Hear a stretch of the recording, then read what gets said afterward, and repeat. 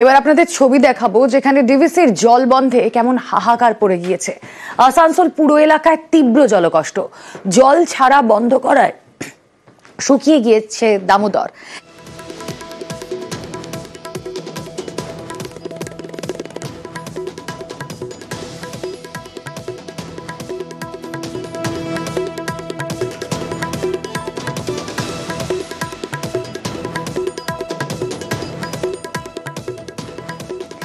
যে সমস্যার ছবি আপনারা দেখছেন তাতে ডিভিসি কে বারবার চিঠি লিখেও এই সমস্যার সমাধান হয়নি। জল ছাড়া বন্ধ করায় শুকিয়ে গিয়েছে এভাবেই দামোদর। ছবি দেখছেন আপনারা, ডিভিসির জলের অভাবে হাহাকার এই মুহূর্তে আসানসোলে। কথা বলবো দীপক, প্রতিনিধি রয়েছেন আমাদের সঙ্গে। দীপক, যে ছবি আমরা দেখতে পাচ্ছি যেন খরা পরিস্থিতি, কিন্তু কেন জল ছাড়া বন্ধ হলো আর এই সমস্যার সমাধানের পথই বাকি? একদমই কমিয়ে নিয়ে এসছে ডিভিসি কর্তৃপক্ষ, যার ফলে দামোদর নদে একেবারে জলশূন্য বলা যেতেই পারে। আর দামোদর নদে জলশূন্য মানেই আসানসোল পৌর এলাকায় তীব্র জল সংকট দেখা দিয়েছে ইতিমধ্যেই। শীতকালে যদি এই জল সংকট থাকে তাহলে চিন্তার বিষয় কি আগামী গরমকালে কতটা জল সংকট হতে পারে আসানসোল পৌর নিগমে। বারবার আসানসোল পৌর নিগমের পক্ষ থেকে ডিভিসি কে আবেদন জানানো হয়েছে, চিঠি লিখে জানানো হয়েছে কি ডিভিসি যে জল ছাড়ার পরিমাণ আছে কিছুটা বাড়ালে জল পৌঁছাবে দামোদর নদের যে পাম্পিং স্টেশন গুলো রয়েছে আসানসোল পৌর নিগমের, সেই পাম্পিং স্টেশনে জল পৌঁছালে সেইখান থেকে জল তুলে আসানসোল শহরের বিভিন্ন অঞ্চলে পানীয় জল সরবরাহ করবে আসানসোল পৌর নিগম।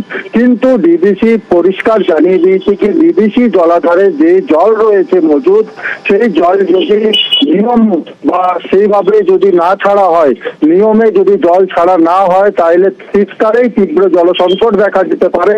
একদিকে যেমন হচ্ছে চাষের জন্য সেচের জন্য জল পাবে না কৃষকরা, অন্যদিকে আসানসোল পৌর নিগমের এলাকাতেও কিন্তু আগামী গ্রীষ্মকালে জল সংকট হবে।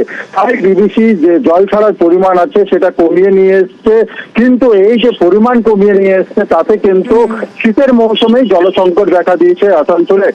ডিভিসি জানিয়েছে কি তারা জল ছাড়ার পরিমাণ যেটা কমিয়ে নিয়ে আসা হয়েছে, কিন্তু দামোদর নদে যে ড্রেজারিং এর দরকার সে ড্রেজারিং না করার ফলে কিন্তু পৌর এলাকায় জল পৌঁছাচ্ছে না। অর্থাৎ ড্রেজারিং করলেই পাম্পিং স্টেশনে জল পৌঁছাবে সেইখান থেকে পৌর এলাকায়, কিন্তু পৌর নিগম পাল্টা কাঠগড়ায় দাঁড় করিয়েছে। যখন বর্ষা আসে তখন অতিরিক্ত জল ছাড়ে ডিভিসি, এবং জলে যখন জলের সমস্যা দেখা দেয় অনুরোধ করার পরও কিন্তু জল ছাড়ছে না ডিভিসি। দীপক, আমাদের নজর থাক।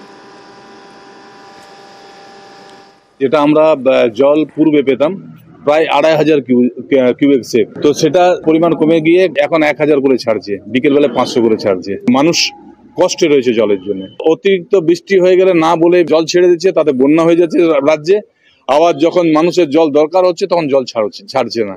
এটা বৈমাতৃক সুলভ চলছে। এটা কেন্দ্রীয় সরকারের মানে পশ্চিমবঙ্গ সরকারকে বদনাম করার চক্রান্ত। প্রশাসনিক ভাবে আমরা নিশ্চিত, আমরা তো লেটার করছি, আমরা আমাদের উচ্চপদস্থ আরো যেখানে রয়েছে সেখানেও আমরা জানাবো যাতে এটাকে একটু ব্যবস্থা করা হয়, দেখে নেওয়া হয় এটাকে।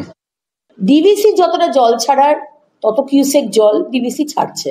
আপনারা রাজনীতি করলেই তো আর আমরা জল ছেড়ে দেবো না, তাই না? কারণ যে জলটা আছে এখন আর বর্ষাকাল নেই, সেটাই আমাকে এপ্রিল মে মাস অব্দি চালাতে হবে, তখন সাংঘাতিক জলকষ্ট দেখা দেবে।